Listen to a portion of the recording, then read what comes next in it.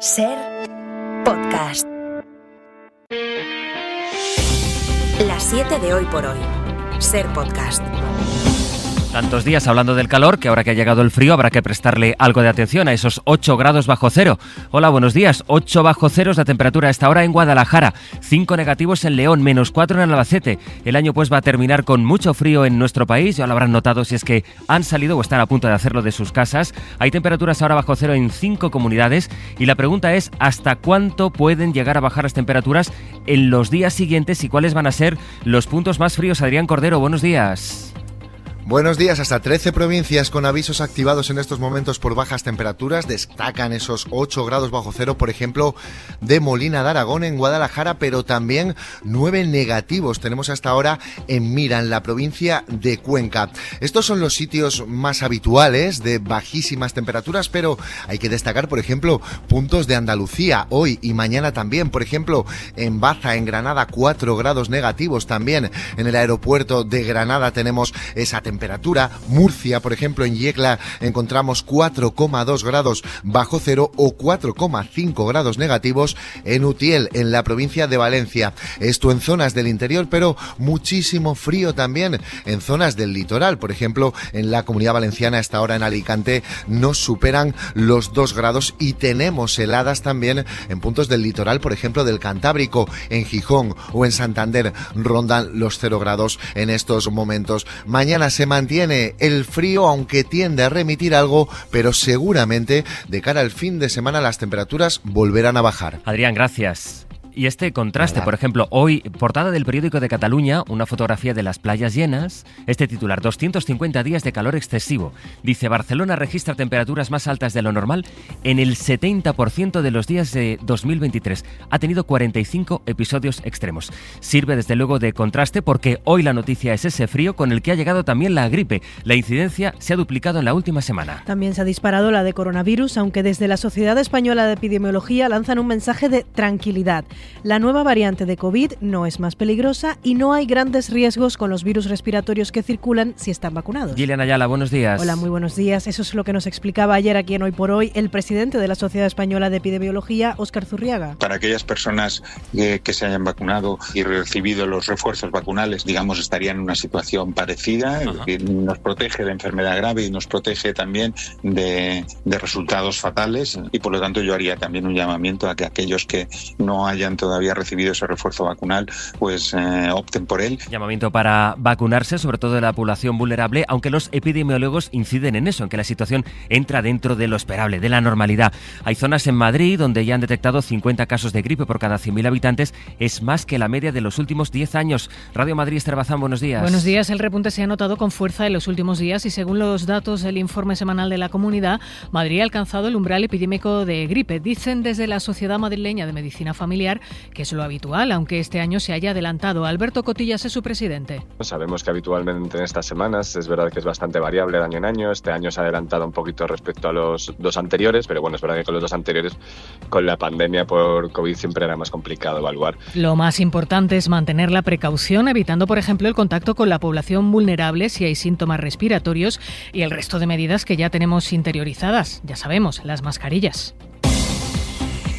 Esta mañana además saldremos de dudas. El Gobierno se va a reunir hoy en el último Consejo de Ministros de este año para decidir qué medidas mantiene del decreto anticrisis. Ya sabemos que se va a mantener la rebaja del IVA de los alimentos durante otros 6 meses, por ejemplo, pero el PSOE y Sumar todavía no han podido acordar cómo se va a concretar la gratuidad del transporte público para menores, para jóvenes y para personas en paro. Tampoco se sabe todavía si se va a mantener la rebaja del impuesto a la electricidad y el gas. El decreto que finalmente salga del Consejo de Ministros lo presentará Pedro Sánchez y además el presidente comparecerá luego para hacer su balance político del año. Anoche ya hacía el suyo Pere Aragonès. El 2024 ha de ser l'any en què la llei d'amnistia s'aprova.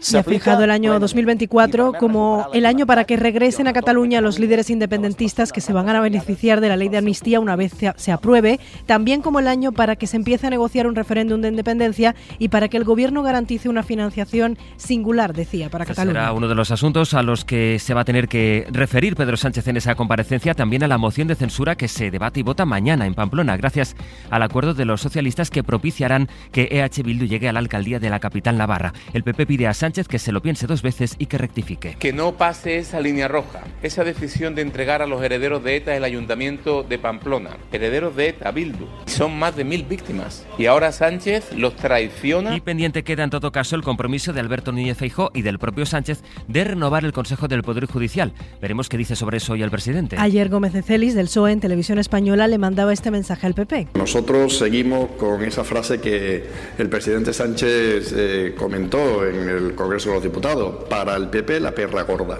Si hay que hacer sentarse 1 y 10 veces, pues hagámoslo. Y Sumar se prepara para las elecciones gallegas que serán el 18 de febrero. Tiene ya candidata, va a ser Marta Lois, es su portavoz ahora, la portavoz del grupo en el Congreso. Una persona muy cercana además a Yolanda Díaz. Estas serán las primeras elecciones a las que se enfrente Sumar tras su ruptura con Podemos. Es miércoles 27 de diciembre. Hay que esperar, por tanto, un par de horas más para conocer exactamente cuáles son las medidas que va a prorrogar o no el Gobierno, pero de momento sí sabemos que se mantendrá la prohibición de desahuciar a familias vulnerables. Se fue un acuerdo al que llegó el Ejecutivo ayer con EH Bildu, Jordi Fábrega. Ha sido Bildu quien ha anunciado que el Gobierno mantendrá el año que viene la prohibición de desahuciar a familias vulnerables que ha estado vigente en los últimos años. Es una medida que se incluirá en el decreto de medidas sociales y económicas que se aprobará este miércoles y que se acompaña de la prórroga de la prohibición del corte de suministros, de manera que las empresas de agua, de gas y de luz no podrán dejar sin servicio a las viviendas habituales durante el año que viene, salvo caso de fuerza mayor. Ese es el fruto de las negociaciones del Gobierno con Bildu, ya que el Ejecutivo necesita el apoyo de sus socios parlamentarios para sacar adelante todas las medidas del decreto que aprobará el Consejo de Ministros. Precisamente este decreto, desde que se aprobó hace 3 años, ha evitado unos 30.000 desahucios de familias vulnerables y sin ingresos. La información es de Mariola Lurido. En estos 3 años del decreto del escudo social aprobado en la pandemia, se han evitado más de 30.000 desahucios de familias en situación de vulnerabilidad económica o social como víctimas de violencia de género. Datos que ha facilitado la cadena SER, el Ministerio de Vivienda que dirige Isabel Rodríguez. La plataforma de afectados por la hipoteca eleva la cifra a 38.000. El colectivo asegura que solo en Cataluña 9.000 familias tienen suspendidos sus procesos de lanzamiento y que sin moratoria pueden ser desalojadas de sus casas en los próximos meses. La plataforma denuncia que, pese al decreto, siguen produciéndose desahucios, 174 familias cada día en el segundo trimestre, según la contabilidad diaria que lleva. Fuentes del Gobierno señalan a la cadena SER que el escudo social ha logrado paralizar los desalojos de arrendatarios de casas de grandes tenedores. Reconocen que sigue habiendo los de viviendas pertenecientes a pequeños propietarios. Ya les contábamos ayer que 2023 está siendo un año récord en Canarias por la llegada de migrantes en pateras.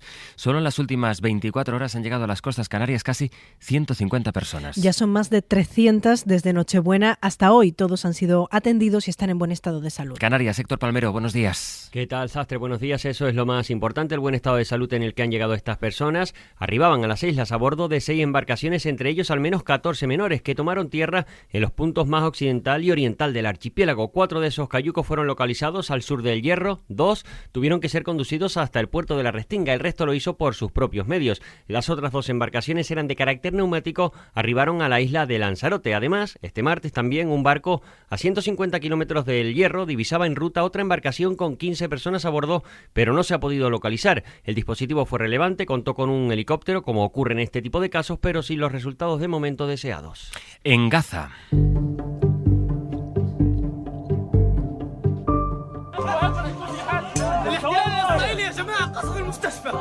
Nuevos bombardeos de Israel han impactado esta madrugada en las inmediaciones del hospital más grande del sur de la franja, el Nasser. Y en Washington, también esta madrugada, se han reunido los asesores de Benjamin Netanyahu y de Joe Biden. Israel y Estados Unidos han debatido la posibilidad de que la guerra entre ahora en una nueva fase. Aunque no han explicado en qué va a consistir eso exactamente, Bayo. No lo han hecho, aunque algunos medios israelíes como Haaretz señalan que Sullivan y Dermer han discutido sobre los esfuerzos para liberar al resto de los rehenes en poder de Hamás y sobre cómo afrontar el día después de la guerra, incluida la gobernanza y la seguridad en Gaza. Un conflicto que parece lejos de terminar, más bien al contrario, amenaza con extenderse a otros frentes más allá de la franja. Líbano, Siria, Irak, Irán o Yemen han sido algunos de los frentes mencionados por el ministro de Defensa israelí Yoav Gallant, a los que también se suma el de la Cisjordania ocupada, donde esta madrugada ha habido un nuevo ataque mortal del ejército israelí. Un operativo aéreo en el que han muerto al menos 6 personas que se suman a los más de 300 asesinatos cometidos en Cisjordania desde el 7 de octubre y a los casi 21.000 muertos en la Franja de Gaza. En Alemania se han detectado más de 4.700 delitos, casi 5.000 delitos de odio relacionados con el conflicto de Oriente Próximo desde que empezó la guerra. Supone un aumento significativo, sobre todo, de delitos contra judíos en Alemania. Corresponsal en Berlín, Carmen Viñas. El presidente de la Oficina Federal de la Policía Criminal, Holger Munk, se queja del drástico aumento de los delitos antisemitas que asegura han adquirido una nueva dimensión. La subida corresponde tanto al ámbito de la derecha como de la izquierda, pero también es importado. Munk afirma en un periódico suizo que muchas personas han llegado a Alemania desde regiones donde Israel es visto como un enemigo y donde prevalece la idea de que hay que luchar contra los judíos. Aboga por tomar medidas contra este antisemitismo que llega de fuera, de modo que los inmigrantes tengan claro que determinados valores, como el derecho de Israel a existir o la seguridad de los judíos en Alemania, son inviolables. En Alemania está abierto el debate sobre si debe condicionarse la obtención de la nacionalidad germana a que el solicitante los reconozca expresamente. Según Munk, las autoridades alemanas han registrado más de 4.700 delitos relacionados con el ataque de Hamás contra Israel el 7 de octubre y la contraofensiva del gobierno de Netanyahu. La mayoría son delitos antisemitas, como daños a la propiedad, propaganda o incitación al odio. Y además, la sanidad portuguesa va a terminar el año con un récord de ciudadanos sin acceso a un médico de cabecera. Las jubilaciones alcanzan máximos históricos y el Estado no logra contratar nuevos facultativos. Ahora mismo hay casi 2 millones de portugueses sin un médico asignado en el Servicio Nacional de Salud. Desde Lisboa, Brais Suárez. O lo que es lo mismo, un 16% de la población del país, porcentaje que roza el 30% en las regiones más densamente habitadas como Lisboa.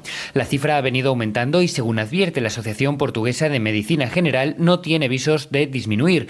Esto repercute en que los usuarios no tengan el seguimiento debido y que en caso de necesidad recurran directamente a las urgencias, cuya permanente saturación causa constantes huelgas e incluso ha llevado a la dimisión de la exministra de Sanidad.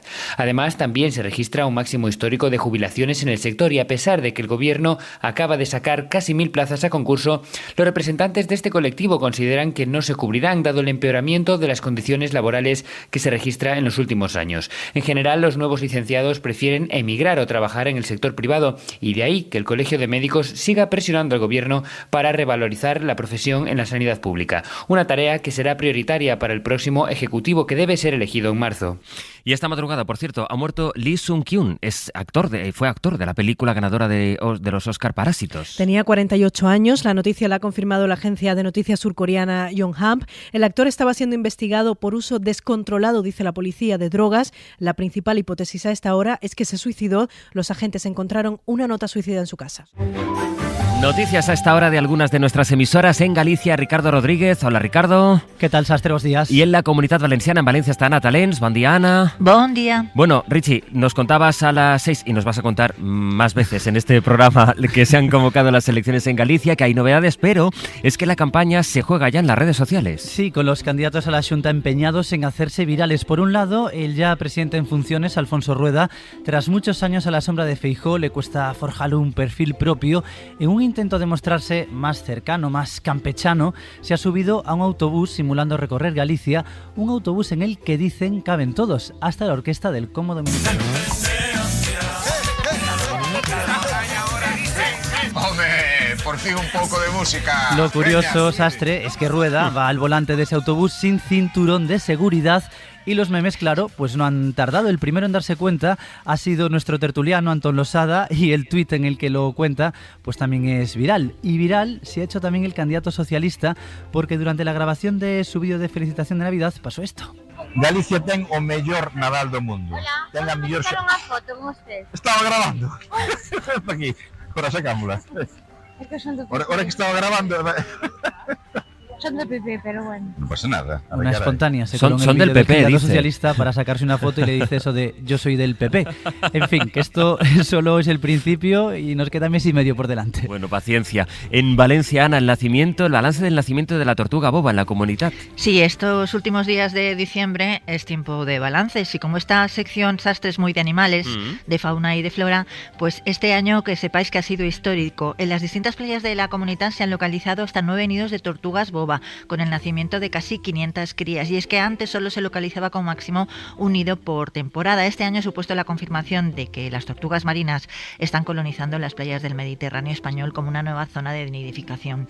Y es un hito sin precedentes desde el punto de vista histórico, pero también un acontecimiento científico de gran relevancia. Las playas las que han nacido las tortuguitas: Denia, Gandía, Elche, Santa Pola, el último en Almasora, Castellón. Un acontecimiento singular porque fue la gente que estaba en la playa la que advirtió de que las tortuguitas estaban recorriendo la arena. Oye, pues una historia bien bonita la de Valencia. Ana, Richie, seguimos hablando a lo largo de la mañana. Hasta luego. Hasta Adiós. luego.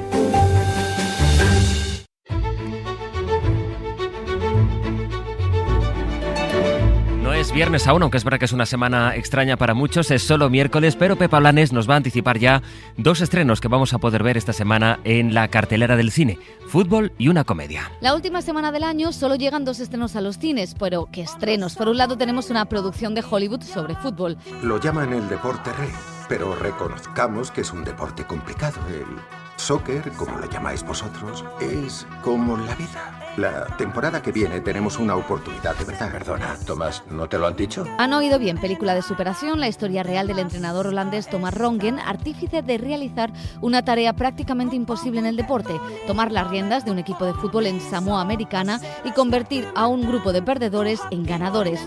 Taika Waititi dirige esta historia con Michael Fassbender, que incluye además a un personaje trans. Y luego tenemos Fallen Lips. C'est une chanson Es la película de Aki Kaurismäki. Es un veterano director finlandés al que los cinéfilos adoran y que nos presenta una comedia romántica con personajes de la clase obrera, divertida, emotiva y con muchas referencias cinéfilas y a la música. ¿Recuerdas la noche que cantaste en el karaoke? En la mesa de al lado había 2 mujeres.